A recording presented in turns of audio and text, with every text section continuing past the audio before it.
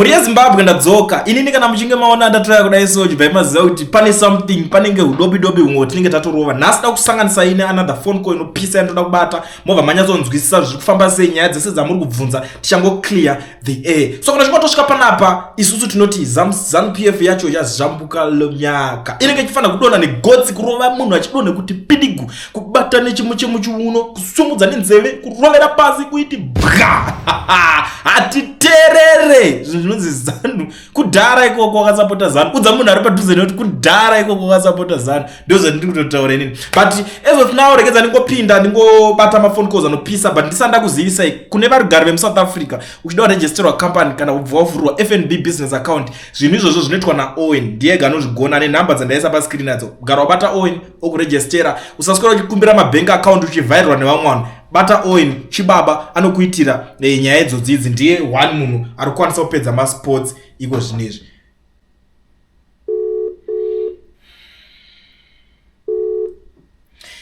Hello General, tiri kutambirai zvakare nemufaro paKulian TV tichiti muri seio kwamuri ikoko.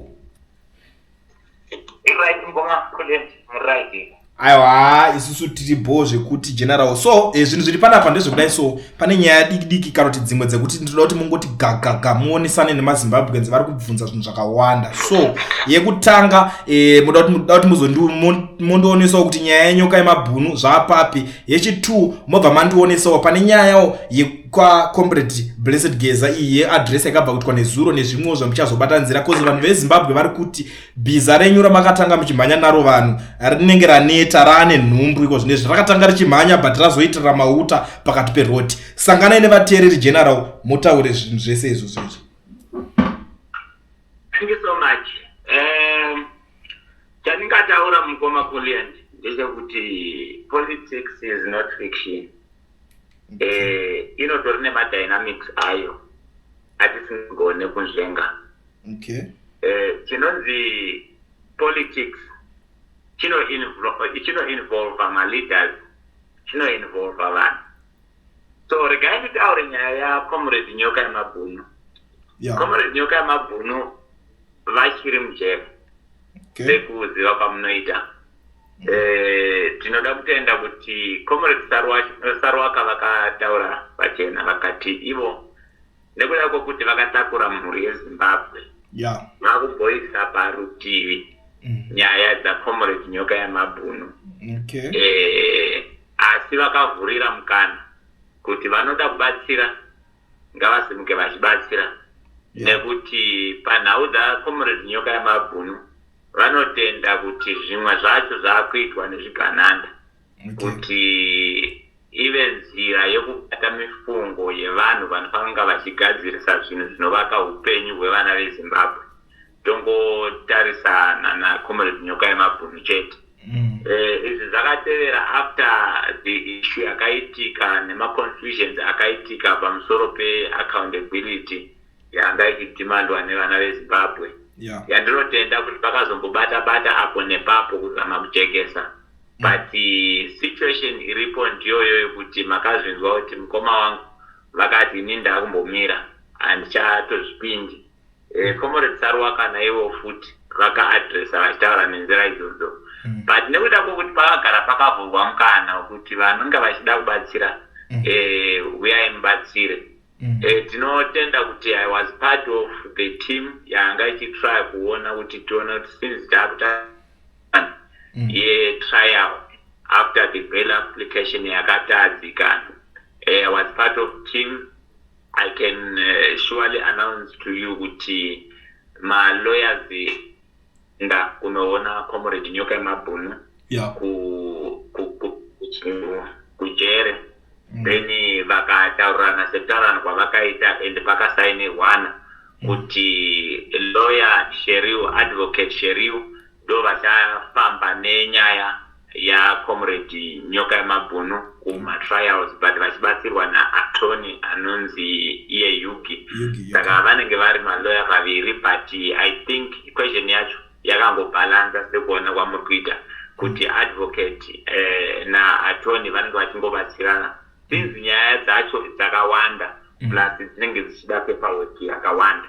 So the mandate was signed nema-lawyers naComrade Nyoka Yemabhunu ma-issues mamwe akareizwa futi vachichema nemhuri kuti mhuri iri kuzwa nzara zvinowanikwa izvozvo. Saka tinotenda kuti timu iri kuoperata nenyaya dzekuona kuti ma-legal representatives aComrade Nyoka Yemabhunu are in place, vari kusenza zvakanaka, and ndimukoma Godwin vari kuleader that team vaya vekumbobhadhira 20,000 vari vega advocate. Yes.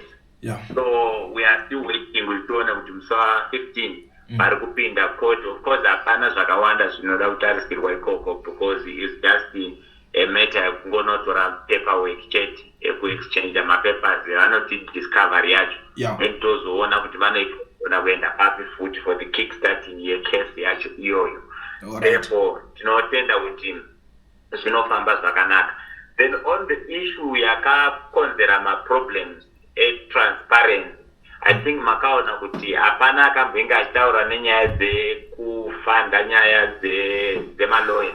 Since makanzwa Comrade Saro akataura kuti isusu hatichatauri nyaya dzemaloya, takutaura kuti munofanda kurevolution. Totaura izvo kuti the invoice yemaloya yakangomira yakadaro, haina Comrade Nyoka Yemabhunu pavari havana mari, uyezve vana Comrade Saro vari kuti havanawo futi mari.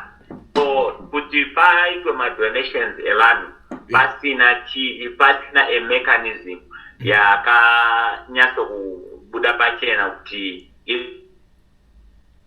zvinhu zvakasina kunaka. So we came to a resolution yekuti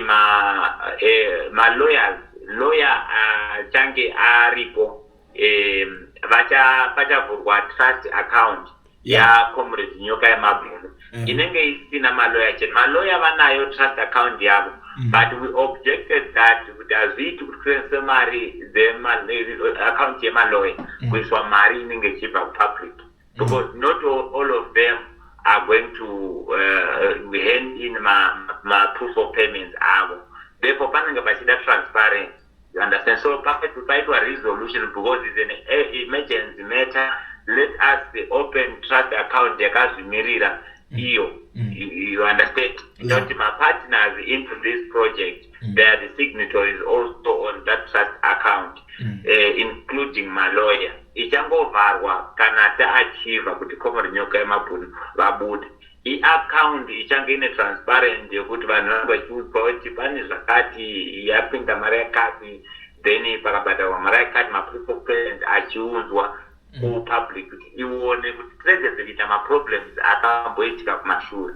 So this is where we are now. The account ichavhurwa mangwana on a place yatisingamention zvedu for security reasons. Then kana ichinge yavapo veZimbabwe ichaudzwa vanoda kubatsira vobatsira, because ma-lawyers iwayaya vari kudhonza zvekutodaro, zvimwe zvezvo zvekutodaro zvezvezvo. Saka kuchangoita kuchinegotiatwawo. I think mhuri yeZimbabwe ichawana mukana wekumbosangana navo ma-lawyers acho online kuti tione togona here kubatsira Comrade Nyoka Yemabhunu kuti vaite sei, vabude pavari. Then uyezve pane nhau the-safety yavo and all that sort of stuff, but I think everything is going well. Alright.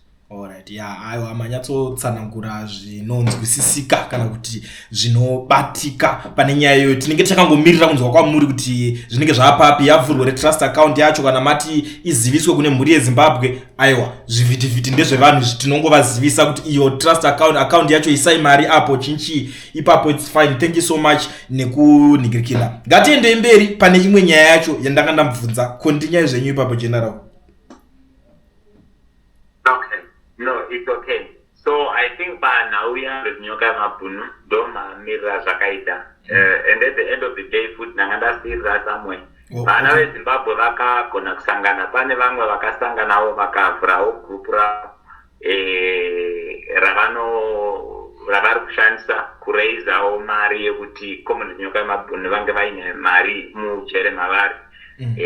Ichitarisirwa futi vanotarisirwa kuti since vanga vachichema nyaya dzemhuri and vari kuiwana from the first hand information inobva kumudzimai nevana, Okay. Then the people of Zimbabwe, they are raising, even though as you raise a Romari Zakawanda, ma 400 something, you understand, but the good part Jebuti, Irkwenda, kuna Kumul Nyokaya Mapunu, then Kumriata, Satyadija, Yambo and that, but Ivo, Kumul Nyokaya Mapunu, Varku, it was Rana, ito to Mariton to raise, I told to Vargu to Babatrick, Varmonche. Alright, sorry general, sorry ndibokata ndisati ndaningina pane mubvunzo ndabva ndafunga tisati tajambira kune yavageza. Sarwaka last time pakataura aitaura kuti pamari panga pakashandiswa 12,000 yakapuwa maloya kureva kuti pane 8,000 inga yakasara here kuadmin kwavo. Saka mari iyo ichauya here yobva yanokwanisa kubatsira nyoka mabhunu kana kuti vakutotora vakutodya zvavo kana kuti vakuisa kurevolution kwavo iko. Comrade Sarwaka pakabuda pachena. I think I spoke to him more than 2 times. Yeah. Pakabuda pachena, I think even pachannel. Vachiti revolution haisiri kufamba nenzira yakomrade nyoka yamabhunu beli. Pane zvimwe zvinoitwa underground. Inini ndichivanzwa mari iyoyo haisistoripo. You understand? Yakaji. Ivo vano yakatoshandawo zvimwe. Zvisina chekuita na comrade nyoka yamabhunu.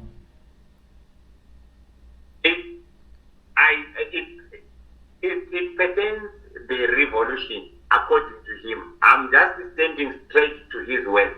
Okay, alright. It's not about comrade nyoka yamabhunu. It's not about the legal field only. But according to him, vataura vanoti ivo yakatosenzawo zvimwe, but ma-admin an account.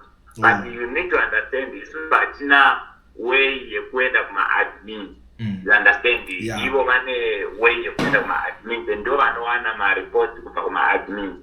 Saka tigone kuti tinyaso kuscrutinize kuti zvinhu zvakafamba sei. But at the end of the day, it's not about scrutinizing. Vana Zimbabwe vakatendera accountability, then that is that. And what we need to focus on, but comrade Nyoka. At the same time, we understand food with the revolution. Alright. Though Nakamakazwa Ivo, the motto is the trust leadership and the trust the process. Alright, ndapanzwisisa general andingazoramba chikubvunza mibvunzo yakawanda, but I'll try to call Sarwaka panguva iyi ndichazoonikirikira ndozonyatsoda kunzwisisa. Ndine imwe mibvunzo ndinoda kubvunza ichada direct. Munogona henyu kukontinya nenyaya ya comrade Geza tiende mberi tichinzwa kuti zvakamira sei papa according to you. Yeah, comrade Geza, I think it's not I'm going to use a political language. I think imene tinogona kutenderana kuti there is something which is brewing. Comrade Geza havana kuuya tisina kuvatarisira. Vakauya takavatarisira because mukanzwa comrade Sarwaka vachiadressa 2 days before, or a day before if I'm not mistaken. Vakatonyatsotaura vakati isusu timbouyayi muadress weyamutaura and vataura naComrade Geza. And paaddress iyoyo comrade Sarwaka vakasenda message vachiti imimi kuti kudii asi isusu sevanhu tiri kukupai message yedu kuti we are ready. That transaction yemashoko mukazotora the coming yaComrade Geza and the address muchakaona kuti mashoko avo anocommunicata rarariri. Mashoko akataurwa naComrade Sarwaka atiComrade Geza kuya kuzoadressa at the same time vaine mashoko avari kutumira kuna Comrade Geza as a message agreeing kuendesa kumberi. The coming yaComrade Geza was a response to Comrade Sarwaka, which comes to clearly establish the fact that vanhu ava vanhu vanozirana. But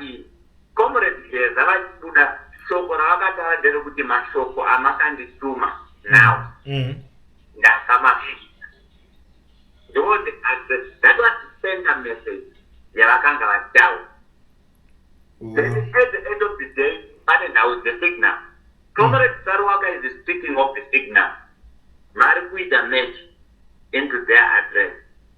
Right. The third part of it, they are speaking the problems Zevanale Zimbabwe. This also, I think we have overspoken this. Zevanale Zimbabwe, Zimbabwe, Japan. But now, I am now taking into the political analysis. Yeah. I don't know the referral, Yebuti, we are ready. Kuti the people of Zimbabwe are ready, or there is a special team in Riparu. They are not enough. It is easy for us as the politicians to be ready, but I don't know if my next door is ready. Okay. I am having this doubt. The testing of waters, yatakaita panya zekudaizirwa kwakaita the march to Zimbabwe. Response yakatarisa kuti vanhu vanoda but vanotya. Saka I don't know the readiness ipapo. I think macomrades vachizotaura vatanga vachizojekesa. Then so we are now we have security structures and we don't know, because this is an ambush strategy which is being used. You understand? Yeah. It's not that we are using a military, it will train or somewhere, it is already, okay, now we can unleash them.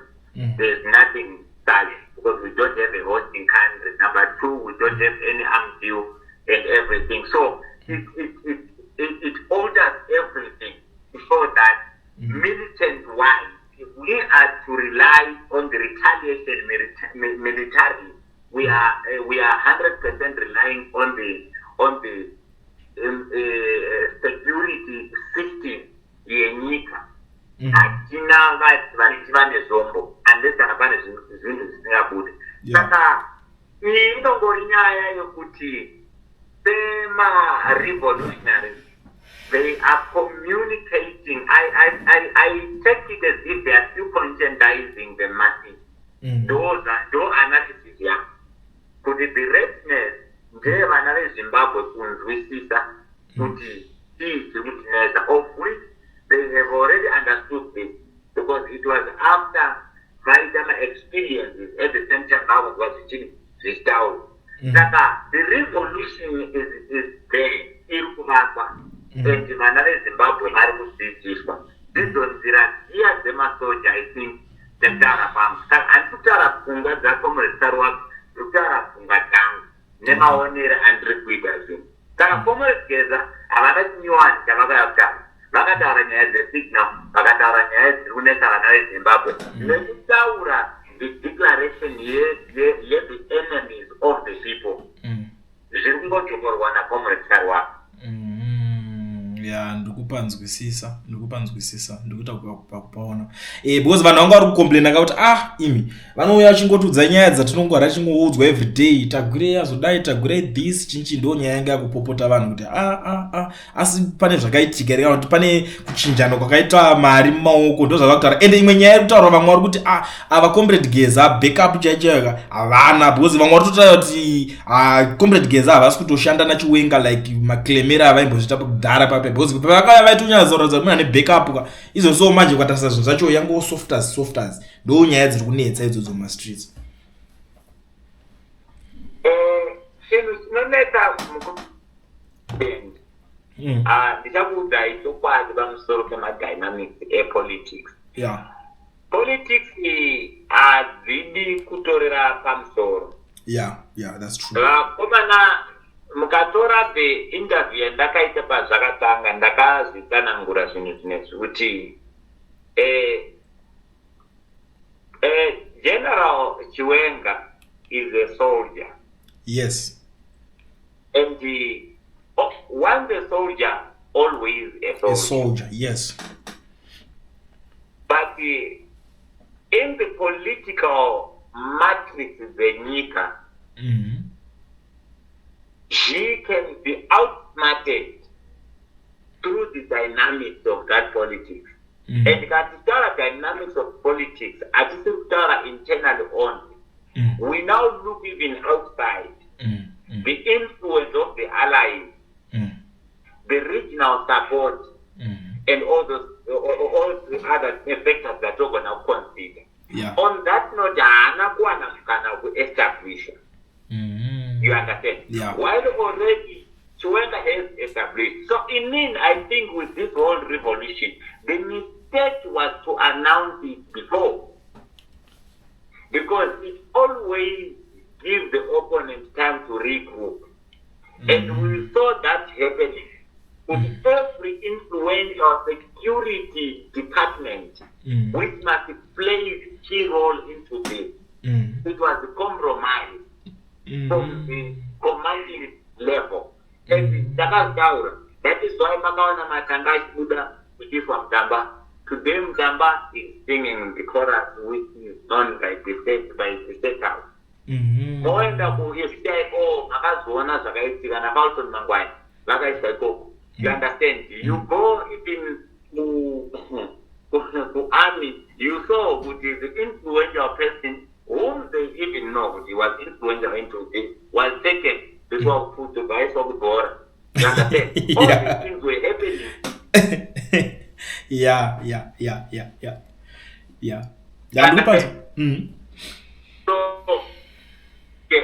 So what I want to understand here is the dynamics they are going to bring about to activate this thing. That is what I'm ready to support it. Because you must always go where the people are going. Yeah. But at the end of the day, the military setup is very strategic. And I say, if you can take the Defense Act, Chapter 11.02, you will come to realize that the setup of the commanding structure of army, one way or the other, you come to realize it's not easy. You saw it, but it's 1 month. We were expecting the army to come out and control the people or show the visibility in the street. But you saw it was police all over.